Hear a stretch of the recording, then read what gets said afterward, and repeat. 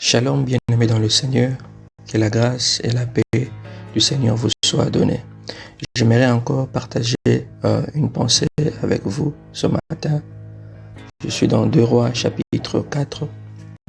Je lirai le verset 16 à 17 et je prendrai également le verset 23. La Bible dit ceci.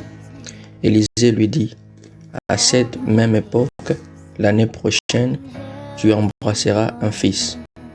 Et elle dit, non, mon Seigneur, homme de Dieu, ne trompe pas ta servante.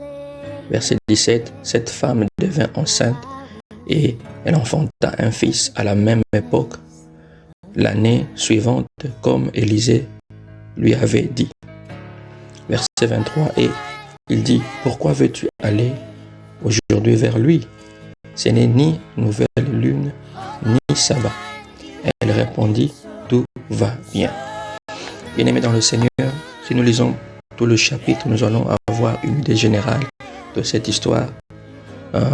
Ça nous parle d'une femme étrangère qui avait l'habitude de recevoir l'homme de Dieu, le prophète Élisée, à chaque fois qu'il passait dans la ville, jusqu'à ce que cette femme avait même construit une chambre haute pour l'homme de Dieu à chaque fois qu'il passait, qu'il puisse se reposer. Cette femme avait un problème, elle était stérile. Et lorsque l'homme de Dieu avait découvert son problème, l'homme de Dieu avait prophétisé sur la femme que l'année prochaine, la même époque, tu auras un enfant. Et le Seigneur avait accompli la parole de l'homme de Dieu.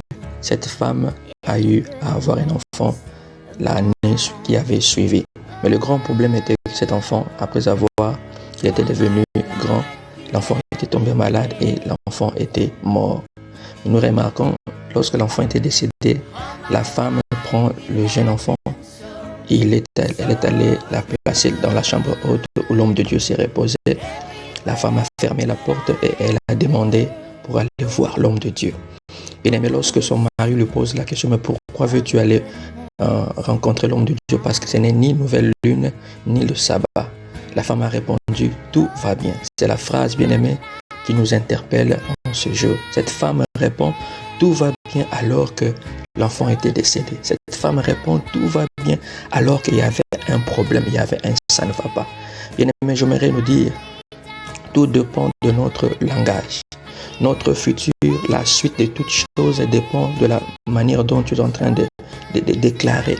Cette femme a vu son futur changer. Cette femme a vu sa situation changer parce qu'elle avait une pensée positive. Elle avait changé son langage. Pourquoi? Elle avait confiance en l'homme de Dieu. C'est lui qui avait autrefois donné la promesse. La femme avait su, elle avait compris que c'est auprès de lui que je dois rentrer pour avoir la solution. Bien-aimé, la confiance que tu as en Dieu va te donner à changer de langage. La confiance que tu as en Dieu va te pousser à parler positivement.